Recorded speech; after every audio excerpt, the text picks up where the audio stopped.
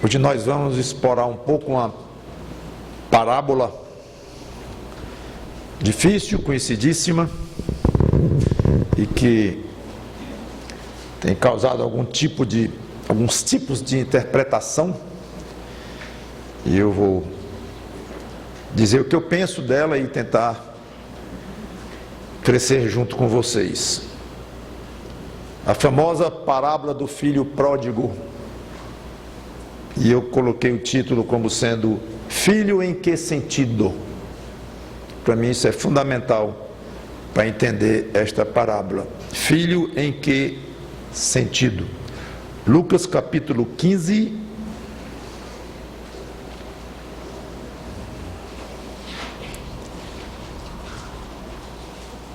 Lucas capítulo 15, versículos de 1 a 2.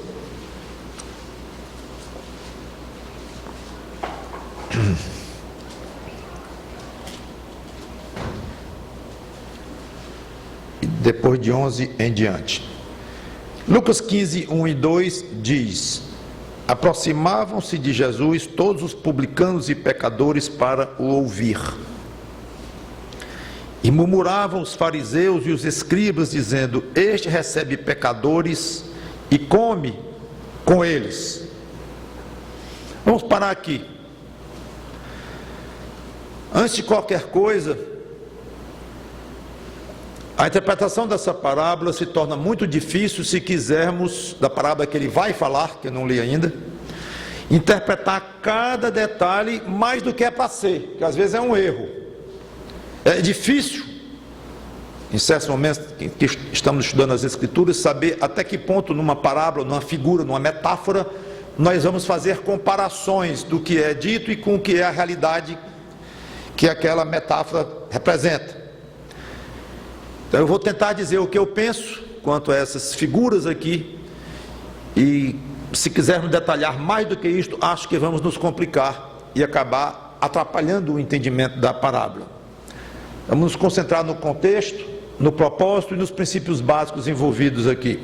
Tudo começou nos versículos 1 e 2, como eu já li, quando os escribas e fariseus novamente criticaram Jesus por estar comendo com publicanos e pecadores. Nós vemos aqui 4 classes de pessoas que na realidade se subdividem em duas, ou melhor dizendo, 2 classes que se subdividem em 4. 2 grandes classes aqui de pessoas. Primeira, publicanos e pecadores. Segundo, escribas e fariseus. São completamente diferentes essas classes. Inclusive, estas parábolas que Jesus anuncia aqui, são 3, eu vou ler a última, que é do filho pródigo. Elas fazem um contraste entre esses 2 grupos.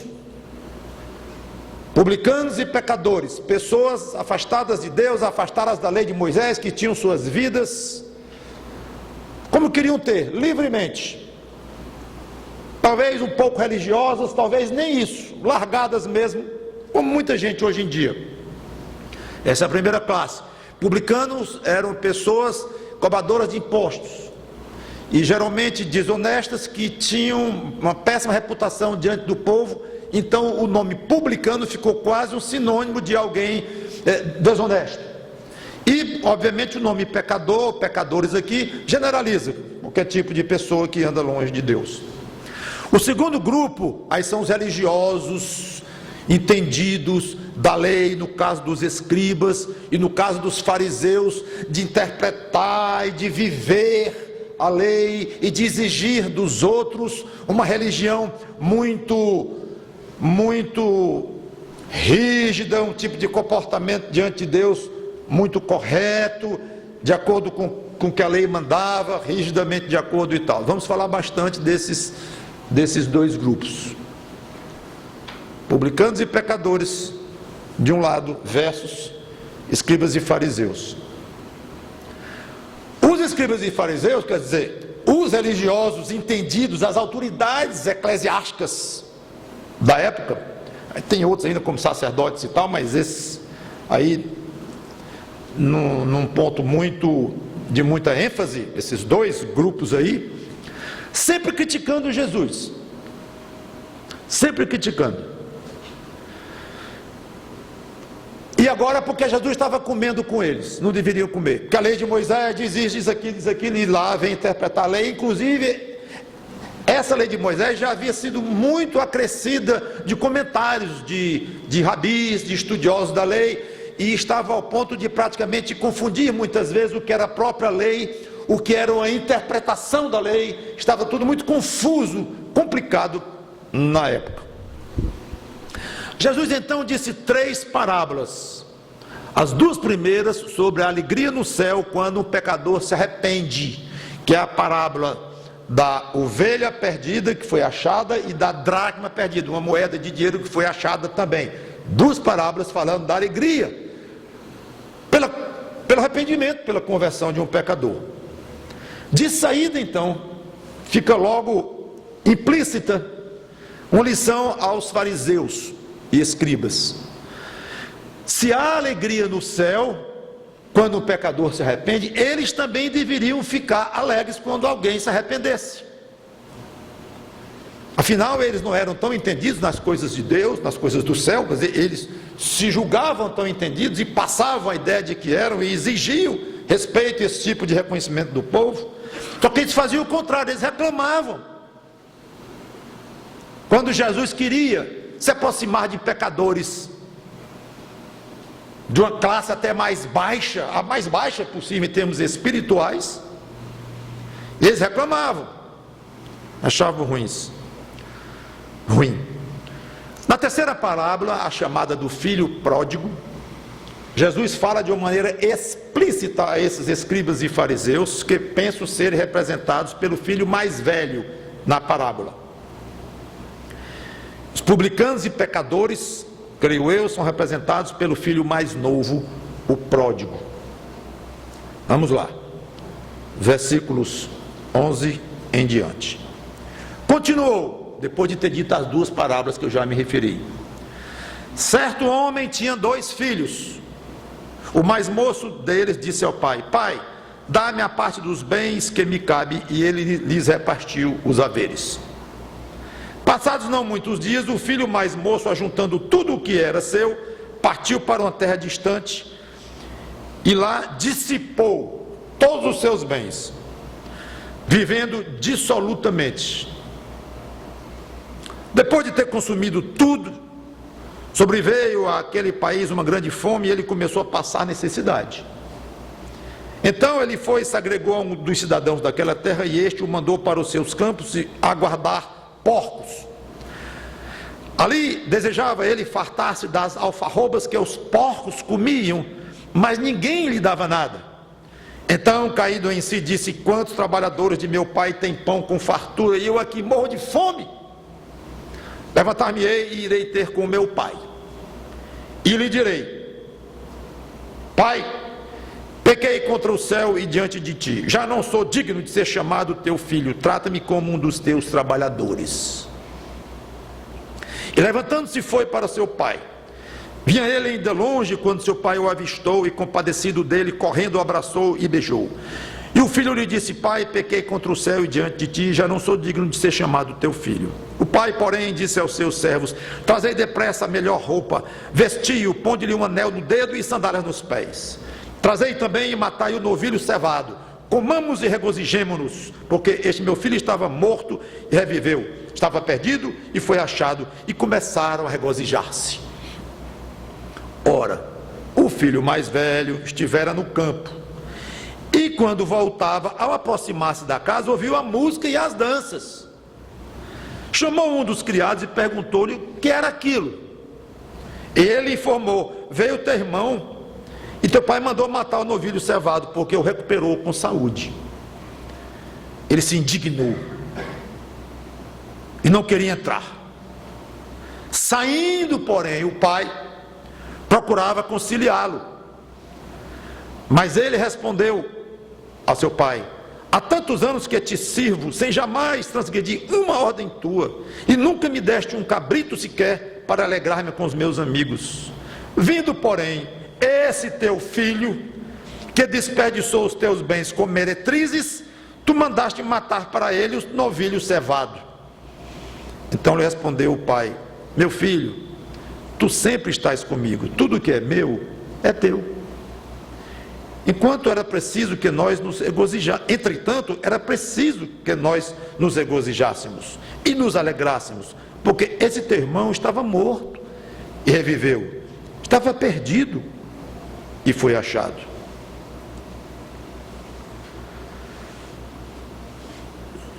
O foco da parábola, que é importante, é o que ocorreu entre os dois filhos e o pai, comparado com o relacionamento de judeus religiosos com Deus, escribas e fariseus, e o relacionamento de judeus rebeldes com Deus, como já falei, representados pelos publicanos e pecadores.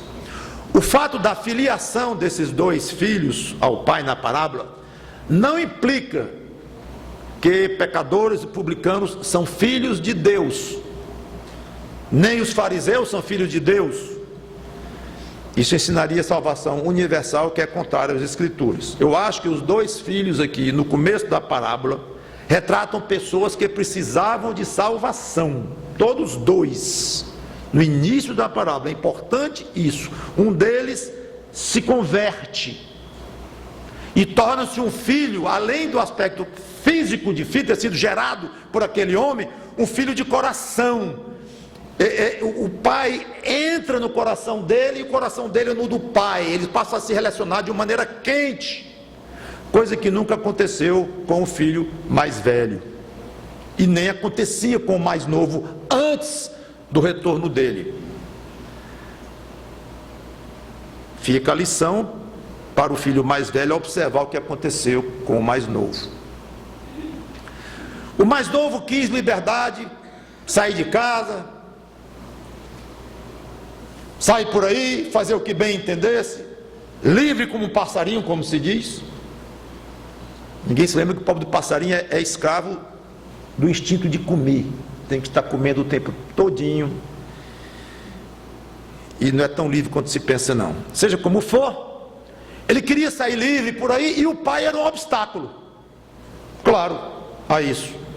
Então vou me libertar do meu pai, vou pedir a minha herança, a parte que eu tenho, já fico sem vínculo com ele, sem responsabilidade nenhuma, e nem ele comigo. Estamos aqui já quites um com o outro. Ele não me deve um centavo, eu não devo mais nenhum tipo de satisfação a ele, de obediência a ele. Fim. Encerra aqui. E ele partiu para muito longe e não queria mais saber de nada. Um judeu rebelde, pecador, via a lei de Moisés como um obstáculo para viver como queria. Era cheio de restrições, cheio de mandamentos, então é melhor deixar tudo aquilo de lado e viver como ele queria, de uma maneira desregrada, sem freio, no pecado, da maneira como bem entendesse. Há uma semelhança aí. Lei de Moisés? Não, isso só traz problema, isso aí é complicado, melhor não ter nenhum vínculo com isso aí, se libertar de uma vez. Versículos 14 e 16, nós vemos as consequências da rebeldia daquele homem e dos pecados que ele entrou. Aí vem o sofrimento. Na parábola, as cores são fortíssimas para um judeu, porque o porco era um animal repugnante ao judeu, e a alfarroba era comida barata, ruim. Bom, só dizer que era comida para os porcos, imagine a qualidade desta comida. Então, Jesus retrata uma situação miserável, a mais miserável possível. Versículo 17, nós vemos um passo fundamental no processo de conversão de um pecador, arrependimento. Quando nós lemos a expressão, então, caindo em si, entrou a convicção do quanto ele tinha errado. E logo depois, levantar-me-ei e irei ter com meu pai. Ele mudou. O arrependimento é exatamente isso. No grego é a junção de duas palavras, que significa depois de pensar, além de pensar. Alguém está num certo rumo, pensa, isso aqui está errado, aí toma outro rumo. É exatamente isso que significa no original a palavra Arrependimento, ou o verbo arrepender-se, é a junção dessas duas palavras. Depois de pensar, considerar.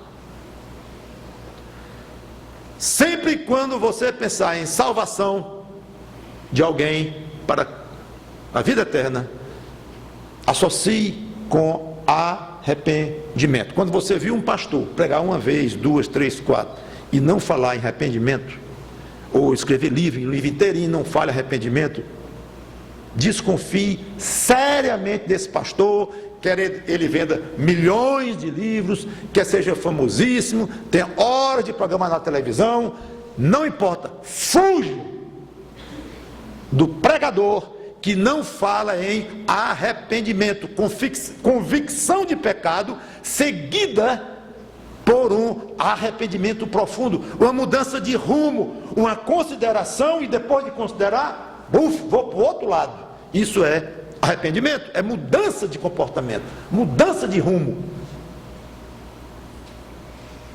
E nós vemos isso exatamente com este homem. Ele diz, caindo em si, meditou, pensou e disse, não está bom isso não, vou tomar outro passo, vou voltar para o meu pai.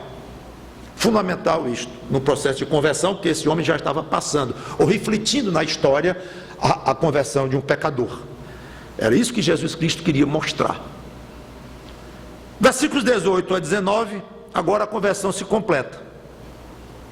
Levantar-me-ei e irei ter com meu pai e lhe direi, pai, pequei contra o céu e diante de ti, já não sou digno de ser chamado teu filho, trata-me como um dos teus trabalhadores.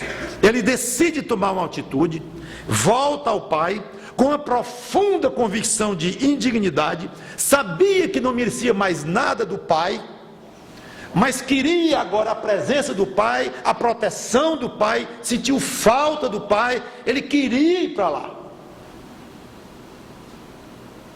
Ele só queria uma coisa, era ser recebido e acolhido, mesmo como servo, porque como filho, ele não merecia mais, que ele já tinha pego a herança do velho, então não podia mais se chamar de filho, estava cortado esse vínculo formal de filho, e ele só queria agora compreensão, proteção, companhia, acho que carinho ele nem pensava, carinho do pai, não, basta me chamar de servo, e não me deixe morrer de fome, e me dê um amparo, porque eu estou completamente liquidado, cheguei no fundo do poço.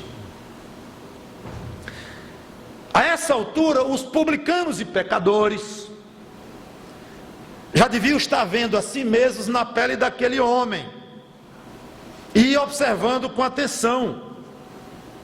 Será que eu posso fazer isso também? Será que ainda tem retorno para mim? Será que ainda tem solução para mim? Eu ando há 20 anos, 30 anos cometendo todo tipo de pecado, não devo satisfação, nunca dei tantos anos, não dou mais satisfação a Deus, faço o que eu quero, eu não tenho mais jeito, estou absolutamente liquidado.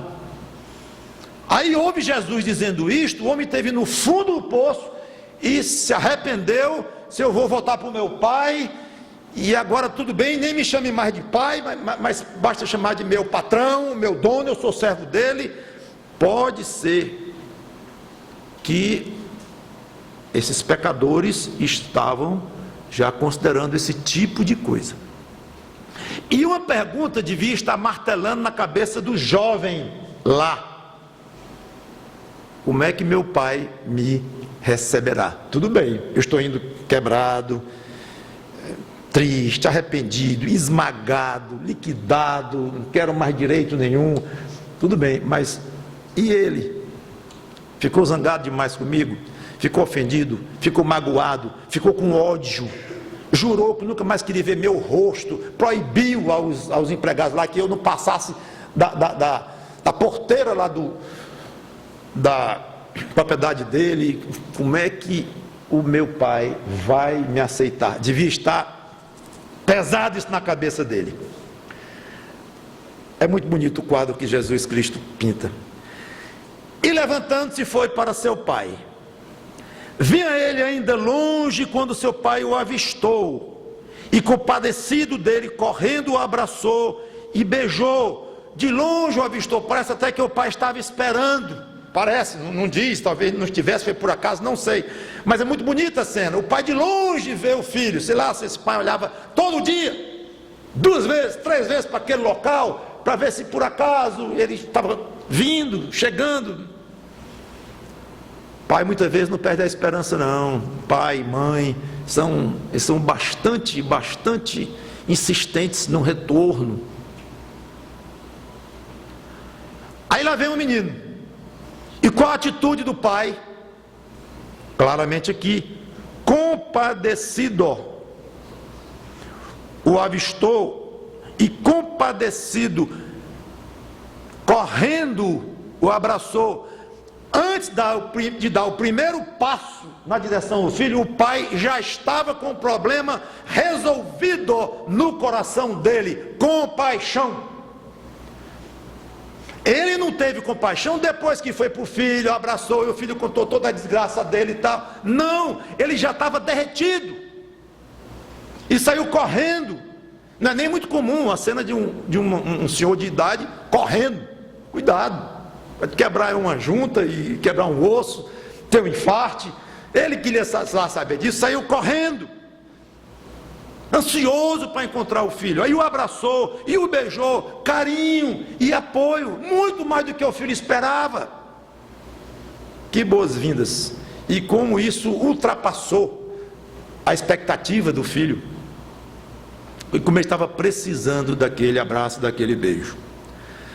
O filho é coerente com o que disse que ia fazer no momento em que ele se arrependeu. Lembra que ele disse: vou me levantar, vou lá para o meu pai e vou dizer, pequei contra ti e contra os céus. E ele disse. E é mais uma etapa que reflete uma realidade de uma conversão, a confissão. Confissão. Porque uma coisa é você reconhecer que é pecador. Outra coisa é você reconhecer que e também que é errado ser pecador. E você decidir que não vai pecar mais não. Sim, mais um momentinho. Você é pecador contra quem? Contra Deus, tudo bem. E vai dar alguma satisfação ao Deus diante de quem você tem pecado e ofendido? Essa parte é fundamental também. A confissão diante de Deus não é só um reconhecimento de que é pecador e se arrependeu e quer mudar de vida. Senhor, eu reconheço, me ajuda, me perdoa. É fundamental este passo. E ele faz isso. Uma confissão de quê? Primeiro, de pecado, pequei contra ti. Segundo, de que não merece nada. Estou aqui de mãos vazias, só mereço a tua compaixão. Aí o pai disse aos servos: trazei depressa a melhor roupa, vestiu, ponde-lhe um anel no dedo e sandálias nos pés. Agora me responda, qual foi a resposta do pai para o filho? Quando o filho disse, pequei contra ti, o pai disse, o que para este filho? Nem um pio. Estava resolvido o assunto, o coração dele já estava cheio de compaixão, ele não queria perder tempo. Corre, pessoal, corre, traz uma sandália aí, traz aí o que tem de bom para esse menino. Ele já começou a dar instruções para os servos, ele nem se dirigiu para o filho, porque estava resolvido. É assim que eu entendo, ele não queria perder tempo mais com isso. Corre, traz ligeiro, inclusive sandália para os pés dele. Escravo não usava sandália. Um detalhe do costume da época que nos passa desapercebido. Então o filho disse, eu vou ser tratado como escravo. Tudo bem, eu já não mereço ser chamado de filho. O pai não passou nem isso na cabeça do pai. Traz uma sandália para ele. Ele não mandaria trazer uma sandália se fosse considerar um escravo o rapaz. Matem o novilho cevado, o gordinho. Quero gordura nesse negócio. Vamos nos alegrar. Tudo era festa agora. Alegria total. Por quê? Porque simplesmente um filho voltou para casa? Não. Muito mais que isso. Ele disse, ele estava morto e reviveu. Estava perdido e foi achado. Ele estava com relação completamente cortada com o seu pai. Nem se considerava mais filho. Se antes era frio com relação ao pai, depois é que ficou mesmo, longe demais, totalmente. Pensava o filho, irreconciliavelmente longe do pai. Acabou, morreu, perdeu a herança, foi embora, acabou, fim. Estava longe e voltou. Estava morto e reviveu. Palavras extremamente significativas quando se lê sobre a doutrina da salvação. Estávamos mortos nos vossos delitos e pecados, e tantas passagens que falam da morte espiritual, como alguém nasce, e depois da ressurreição espiritual, da nova vida, da revivificação que o Espírito faz na vida de um pecador. Tão clara a associação. Muito bem, e começaram a regozijar-se. A intensa alegria naquela casa refletia a alegria no céu, quando um pecador se arrepende. Versículo 7, ao final da primeira parábola que eu não li, que era da ovelha perdida, Jesus diz, pouco tempo antes de contar esta terceira parábola: digo-vos que, e os fariseus ouvindo, e os escribas, os doutores da lei lá, os arrogantesões, digo-vos assim que haverá maior júbilo no céu por um pecador que se arrepende, do que por 99 justos que não necessitam de arrependimento. Versículo 10, no final da segunda parábola da dracma perdida: eu vos afirmo que, de igual modo, há júbilo diante dos anjos de Deus por um pecador que se arrepende. Jesus martelando na cabeça daqueles fariseus. Quando o pecador se arrepende, da pior espécie que seja, o céu se alegra. Vocês estão entendendo? Os anjos de Deus se alegram. Vocês estão entendendo? E tudo carrancudo, de cara feia, porque eu como com eles, porque eu quero salvá-los, porque eu quero levá-los ao arrependimento, eu quero levá-los para o céu, onde há alegria diante de Deus, dos anjos de Deus. E vocês de cara feia.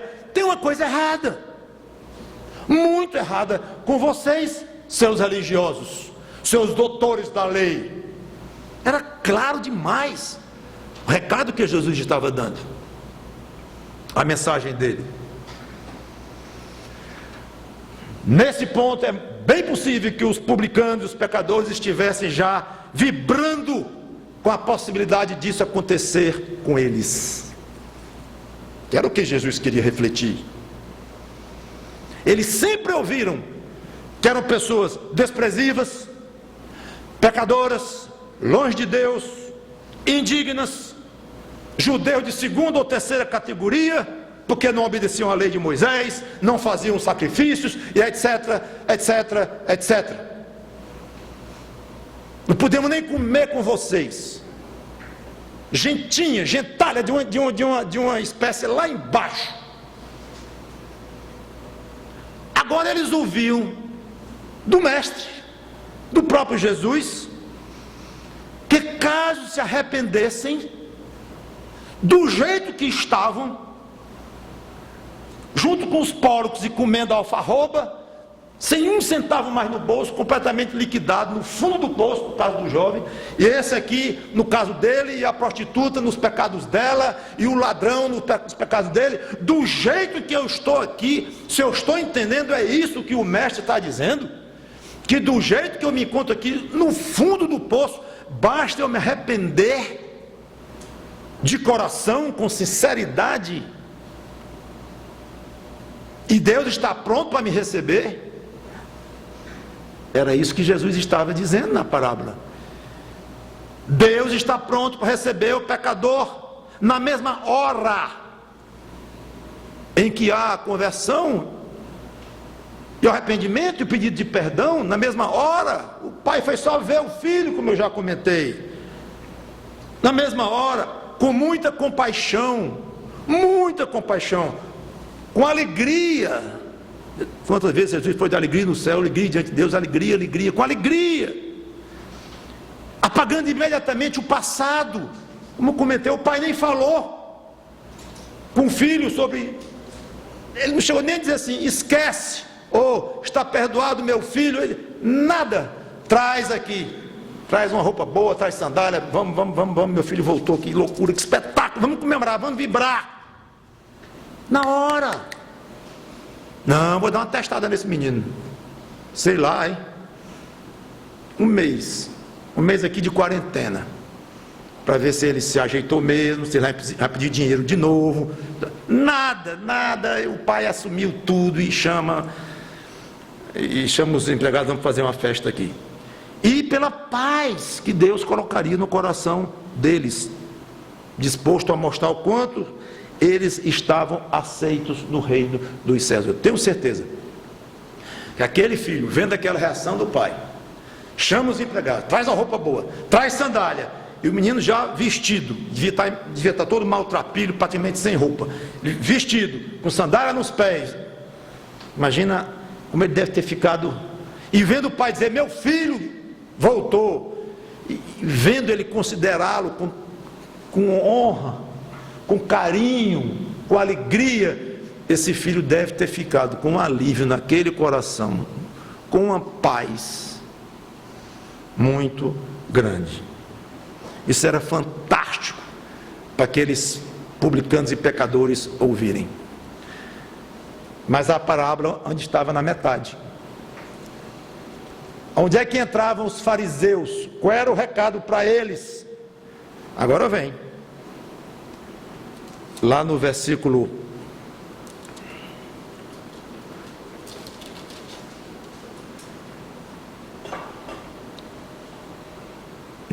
25.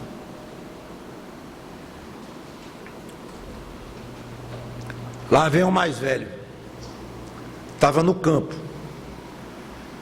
Certamente trabalhando, claro. Se indignou. Em vez de se alegrar com a volta do irmão. Já começou a ficar parecido com o fariseu isso. Não queria entrar. Não queria entrar em casa. Não se sentia à vontade na própria casa. O estranho no ninho. Mas por quê, hein? Porque está havendo uma alegria enorme ali dentro. Alegria, não é tristeza, não é um incêndio ali, não. É uma alegria enorme. Teu irmão voltou. E o velho está morto de alegre, mandando fazer festa aí, matar o novilho, tudo. Está uma alegria tão grande que ninguém sabe onde é que esse velho vai parar de tão alegre. Não entra. Ficou zangado, chateado e se recusando a entrar na casa, se sentindo um estranho. Ele sempre foi um estranho ali, no sentido de coração, não um estranho legal. E aí o ponto que precisa a gente entender na parábola.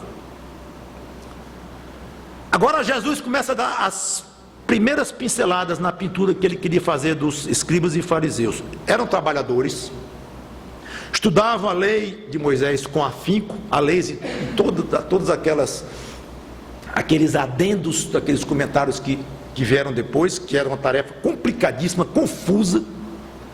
Mas eles estudavam, tentavam cumprir tudo com muito rigor, especialmente os fariseus, os escribas estudavam mais, eram dispostos, não poupavam energia para realizar o seu trabalho.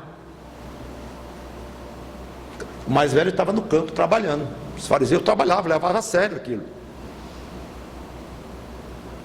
Ficavam indignados quando Jesus falava em salvação de pecadores.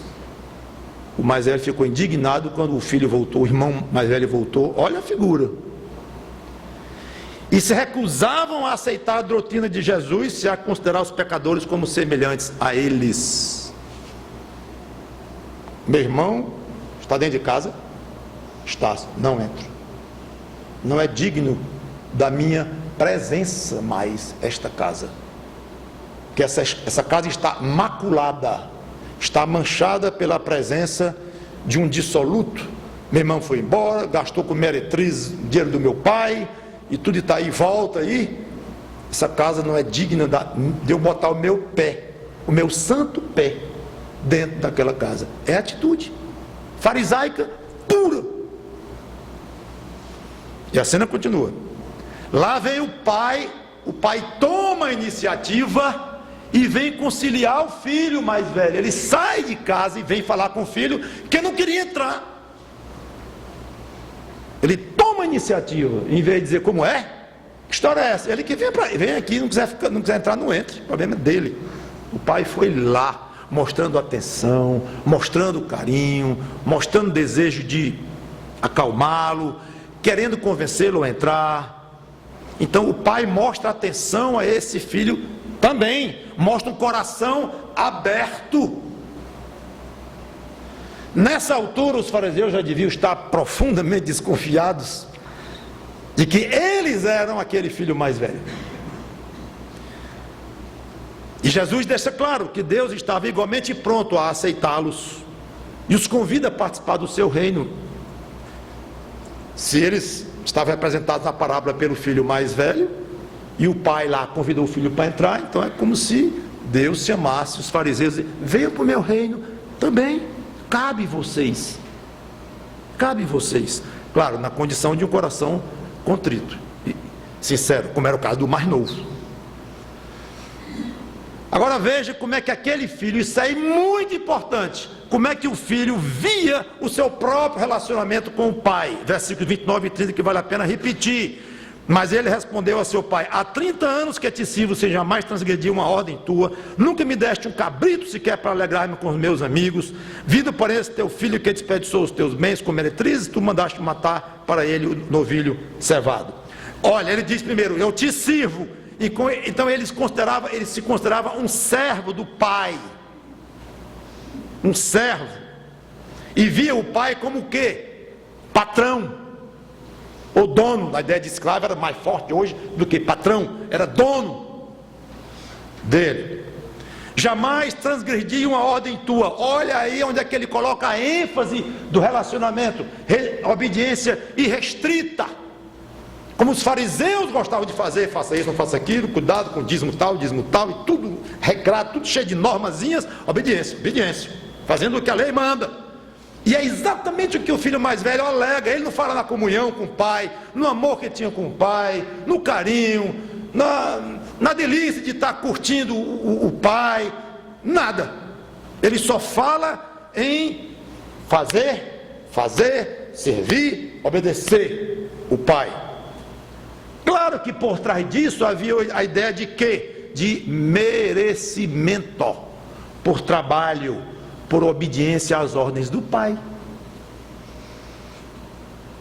É como se o pai lhe devesse por isso. Ele cobra do pai agora. Isso que ele está fazendo, não é dinheiro que ele está cobrando, mas ele está cobrando algo que na cabeça dele era o correto, cobrando uma justiça. Na cabeça dele, cobrando justiça. Agora ele podia exigir. Da maneira como o empregado chega no fim do mês para o patrão e diz: meu salário. Não bota nem o por favor, porque não precisa. Tu me deves, porque eu trabalho há um mês para ti e agora tu me deves o meu salário. Não tem nem por favor nem obrigado no fim, é obrigação sua, você me deve. E é verdade. Então o filho alega exatamente isto: tu me deves, meu pai, porque eu tenho te servido e obedecido rigorosamente.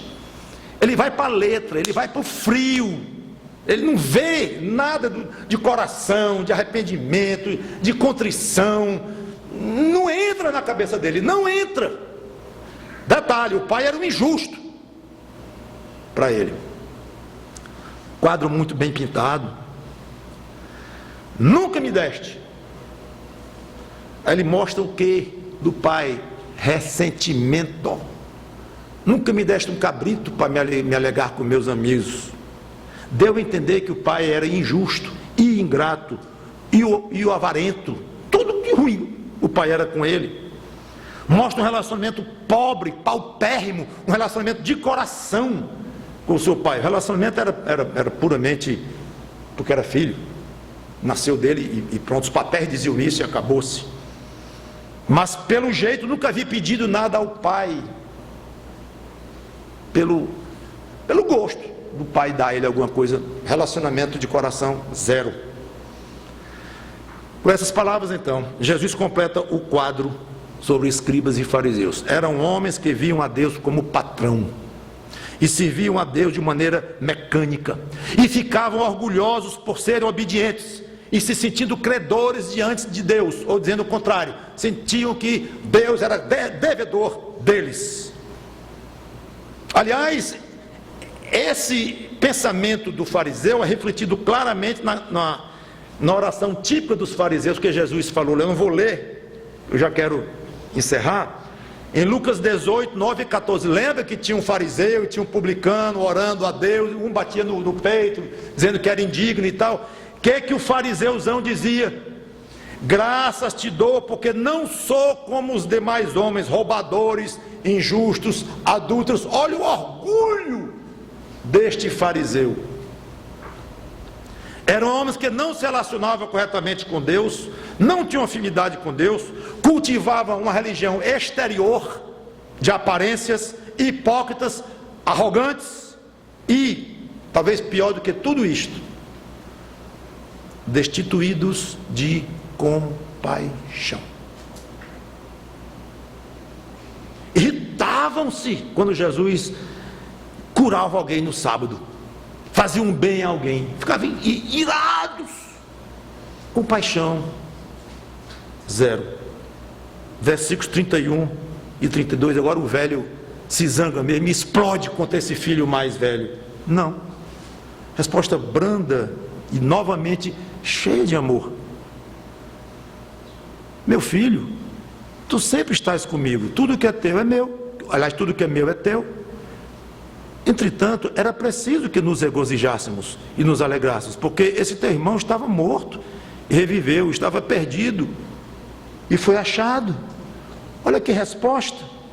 É como se dissesse: se tu não tens aproveitado o que é meu, é porque tu não tens desenvolvido uma relação comigo correta.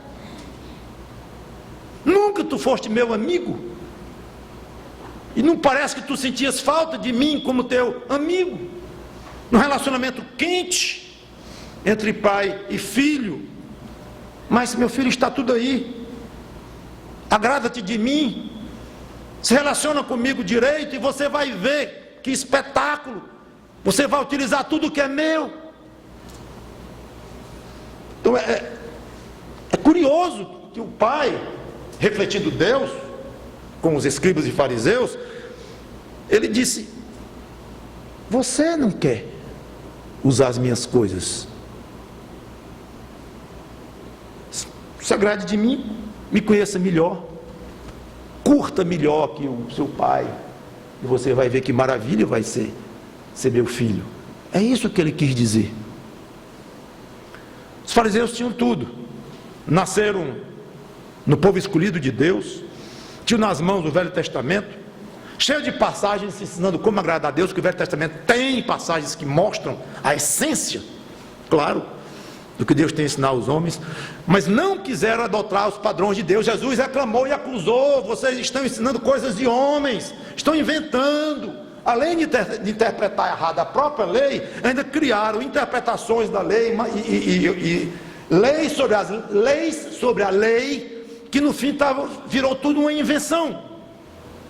A parte da lei que era de fato lei, claro que não era invenção, mas a maneira de seguir era má interpretação, e muitas coisas, muitas tradições da lei foram invenções puras, adicionadas à essência da lei.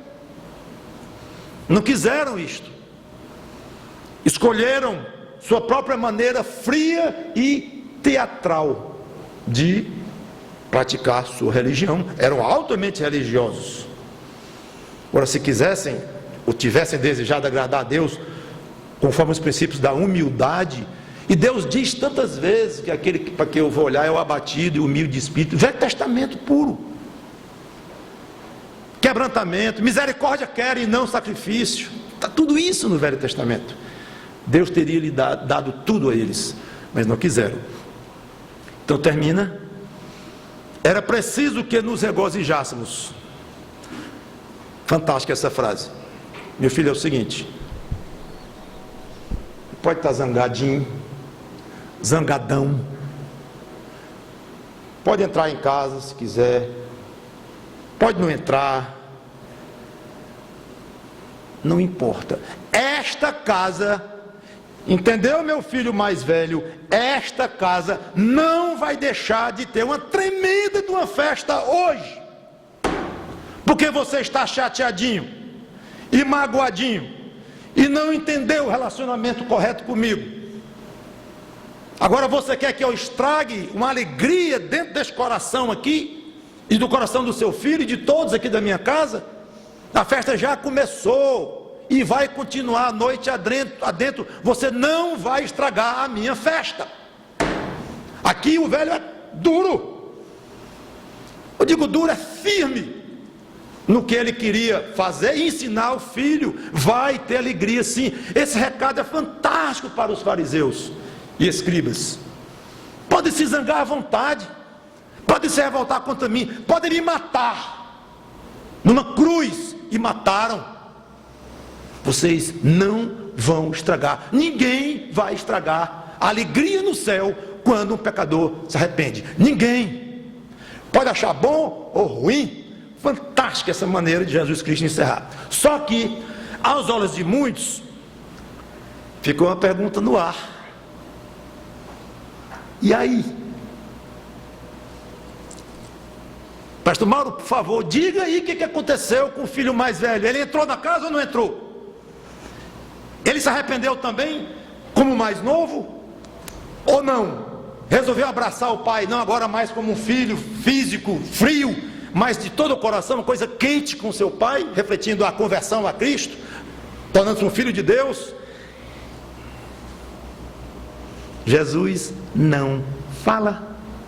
E eu acho que, obviamente, de propósito. Os fariseus que entendessem estar numa tremenda de uma encruzilhada.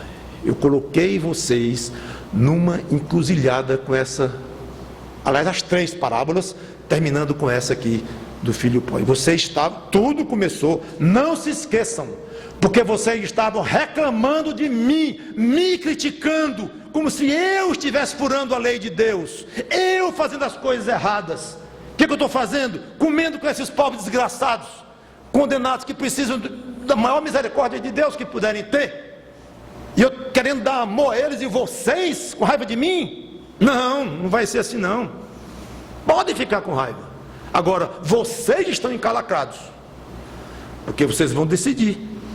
Vocês entram em casa e se regozijam, vão se regozijar comigo, com Deus, pela conversão de pecadores, vão aproveitar para cultivar um relacionamento gostoso agora com Deus, e até com o irmão, no caso um irmão em Cristo, ou se quiserem permanecer fora de casa, significando com esta atitude ainda, de zangados, cada vez mais distantes de Deus, uma religião cada vez mais fria. Fiquem e me deixem em paz com a minha alegria, que eu tenho muito o que comemorar. Rapidamente, a mensagem da parábola continua válida para hoje, totalmente. Você que é um pecador assumido, que anda pela própria cabeça, faz o que bem entende, não tem religião nenhuma, não confessa nenhum credo, não acredita nem que Deus existe. Se existe, lamento muito, porque é um Deus injusto, sei lá o que pensa de Deus. Convença-se da sua indignidade, arrependa-se, mude de atitude, confesse a Deus, peça perdão e entre no gozo da sua salvação. Observe, os fariseus podiam dizer, bem que gostariam, tu estás sendo parcial, porque todo bonzinho para os pecadores e publicanos, e para nós só dureza, injustiça. Primeiro porque na história o filho se convence, isso é fundamental, o filho se convence que era pecador, perdido, indigno. Se o filho voltasse do mesmo jeito que foi, seria totalmente diferente. Então, é importante entender isto, e você entender isto. Eu não estou aqui passando por cima de obrigações religiosas e de práticas que a Bíblia manda, dizer que isso não vale nada. Não estou dizendo isso, eu estou dizendo que na situação em que você está, no fundo do poço como você está, há uma solução imediata para você: se arrepender, pedir perdão a Cristo, crer que Ele morreu por você, aceitar a salvação que Ele oferece e se tornar então um filho de Deus e entrar no gozo da salvação e saber que o céu está alegre com a sua conversão. Já você, religioso, que se apegou a uma religião cristã, ou chamada de cristã, se é o caso de você se preocupar mais em obedecer rigorosamente aos preceitos desta religião do que em agradar ao Deus da Bíblia, milhões de religiosos que se confessam cristãos estão mais preocupados em obedecer os preceitos da religião do que em agradar ao Deus da Bíblia. Se você se orgulha da fidelidade à sua religião, ou da antiguidade da sua religião, mas isso se faz de você alguém orgulhoso por isso. Se você se revolta quando uma pessoa depravada, ou de mau caráter, ou criminosa, diz que se arrependeu dos seus pecados, se converteu e agora tem certeza que vai para o céu, você se irrita. Esse camarada passa 30 anos da vida dele, um tremendo de um criminoso, fez tudo que não presta na prisão, lá com 30 anos de cadeia, e agora vem dizer que se converteu ontem à noite, agora é um filho querido de Deus, e que se morreu hoje à noite pelos colegas lá da cela dele, ele vai para o céu direto. É muito interessante. E eu há 30 anos na minha religião, todo domingo faço isso, faço aquilo, faço isso, faço aquilo, faço isso, faço aquilo, e nem sei ainda se eu tenho um lugarzinho no céu, e vem esse camarada agora aí, que não vale coisa nenhuma, dizer que é salvo e vai para o céu. Ora só, fariseu, falta de compaixão, compaixão pelo estuprador. Sim, cadeia nele. Falta de impunidade é terrível, falta de impunidade é terrível, impunidade é terrível num país. Não estou falando disso, cadeia nele, claro, 10 anos, 30, 20, o que a lei mandar, mas são assuntos diferentes. Então quando eu estou querendo que ele fique na cadeia 30 anos, não estou deixando de ter compaixão não, eu estou querendo que ele pague a pena que a lei colocou para ele, pelo que ele cometeu contra a sociedade, só isso. Mas compaixão na pessoa dele, na alma dele que vai para o inferno, sim, toda compaixão. Ficar zangado porque alguém tem certeza e coração cheio de alegria, com base na Bíblia, diz que vai para o céu, coisa estranha. E você próprio se recusa a se humilhar e se arrepender diante de Deus. Bom, se esse quadro que eu pintei agora tem algo a ver com você, muito cuidado. E eu vou lhe dizer uma coisa: você é tão pecador quanto o que está preso lá de 30 anos para cumprir de pena. Tão pecador quanto. No sentido de que qualquer pecado que alguém cometa contra um Deus infinitamente santo e infinitamente justo, é um pecado infinitamente grave. Não estou dizendo que você faz tanto mal à sociedade quanto o assassino que está lá com 30 anos de pena. Não estou dizendo isto. E que ele é muito mais nocivo, e que inclusive ofendeu muito mais as leis de Deus, os padrões que Deus tem para os homens, claro que sim. Mas a rigor, merecer condenação eterna, basta um pecado pequeno, porque esse pecado pequeno fere infinitamente a um Deus infinitamente santo e justo. Então a pena tem que ser infinitamente longa. Fim. Acabou. Cuidado, se arrependa, se humilhe diante de Deus e peça perdão E nunca pense em dizer, obrigado, Senhor, porque eu pertenço à religião que tem 2000 anos e não sou como esses pobres coitados aí que andam pela rua pecando de todo jeito, contra os presos, contra os criminosos, contra os fora da lei. Obrigado, porque eu não sou assim. Cuidado. E se você tem sido uma pessoa benéfica à sociedade, em vez de maléfica como esses criminosos, tudo bem que você reconheça isso. Agora tem a ver com o que eu disse de manhã aqui.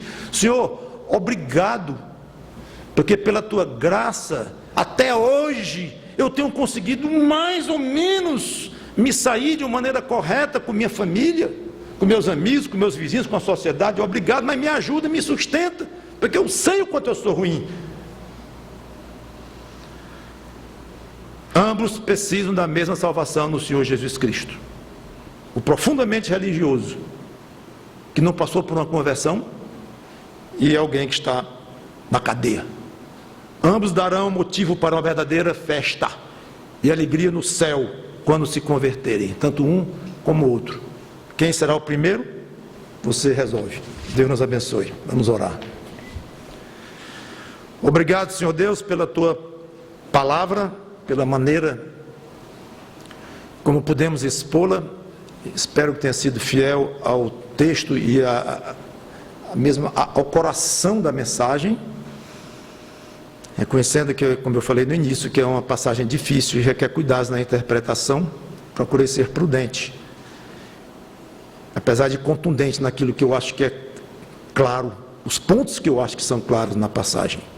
Aplica ao nosso coração. Muito obrigado a nós que somos teus filhos e que éramos perdidos ou profundamente pecadores e fora da lei, ou religiosos e muito corretos na nossa religião, mas éramos sem compaixão, éramos distantes de ti, te chamávamos de pai, sim, e no sentido, tu eras pai, no sentido de criador, de Deus de todo mundo. Eu era teu filho, mais como uma criatura, mas o tipo de filho que eu era não servia. Agora eu sou teu filho em Cristo.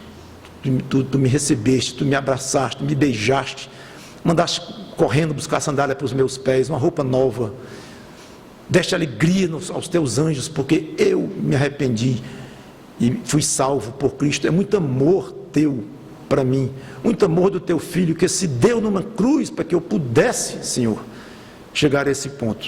Que essa humildade nunca saia do nosso coração.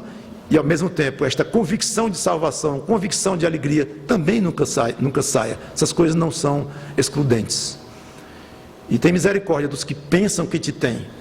Pensam que te chamar de um Deus Criador, a mesma coisa dizer que são teus filhos de coração. Tem misericórdia. Salva pessoas que ainda estão nessa situação. Nós estávamos também, que temos misericórdia deles. Nunca sensação de superioridade e de arrogância. Tem misericórdia. Obrigado pela tua compaixão infinita e do teu Filho Jesus Cristo. Em nome dele te pedimos e agradecemos. Amém.